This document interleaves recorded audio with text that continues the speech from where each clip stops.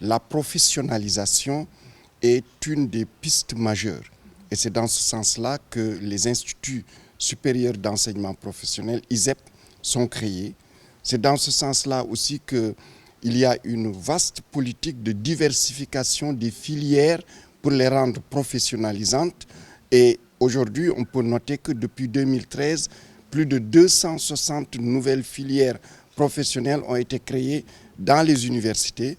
C'est dans ce sens-là que les universités sont accompagnées pour la construction d'incubateurs. Et aujourd'hui, l'université Gaston Berger, l'université de Ziguinchor ont leur incubateur construit par le ministère de l'Industrie. Et les autres universités ont leur incubateur dans leurs propres locaux. Et nous avons rencontré mardi dernier le délégué général à l'emploi rapide qui, lui, va apporter des financements aux start-up de nos étudiants. Et donc, c'est une piste de le développement de l'entrepreneuriat. Depuis 1960 et bien avant 1960, évidemment, le Sénégal était en coopération avec la France. Il ne faut pas oublier que l'université Cheikh Anta Diop de Dakar, lorsqu'elle s'appelait Université de Dakar, à sa création, faisait partie de l'Académie de Bordeaux.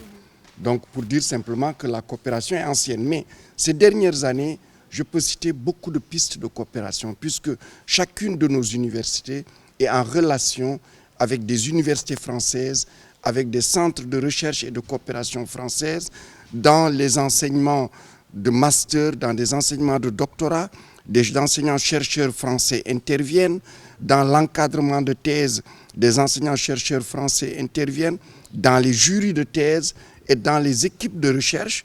Il y a aussi un certain nombre de nos enseignants qui interviennent aussi dans les formations en France. Nous avons un projet en cours de réalisation qui est la construction de 2 instituts supérieurs d'enseignement professionnel, l'ISEP de Richard Toll et l'ISEP de Bignona, qui sont financés par l'Agence française de développement. Nous avons aussi l'université du Sine Saloum El Hadj Ibrahima Niass, qui a créé en coopération avec Agrignum. Agrignum, c'est le consortium des établissements d'enseignement supérieur, de recherche, qui interviennent dans l'agriculture, l'agroforesterie, etc. en France.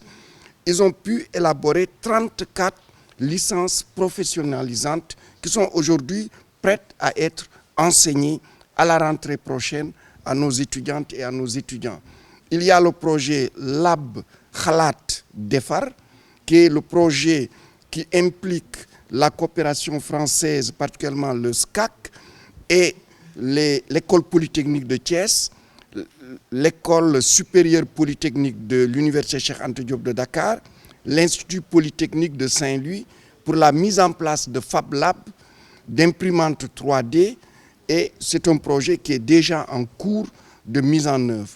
Il y a évidemment le gros projet du supercalculateur avec un financement de la Banque publique d'investissement de France, avec une livraison de Atos et toutes les formations qui vont tourner autour de ce supercalculateur.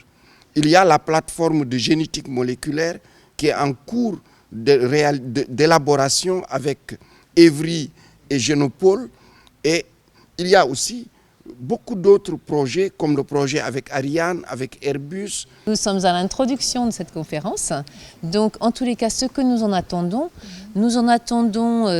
des pistes supplémentaires. En effet, les relations franco-sénégalaises en matière d'enseignement supérieur sont nombreuses, riches, mais il s'agit de faire toujours plus, encore plus, puisque l'enjeu de la formation de notre jeunesse est un enjeu majeur de nos 2 pays. Donc nous attendons des pistes permettant des formations professionnalisantes dans les domaines que le Sénégal souhaite pousser dans sa progression économique.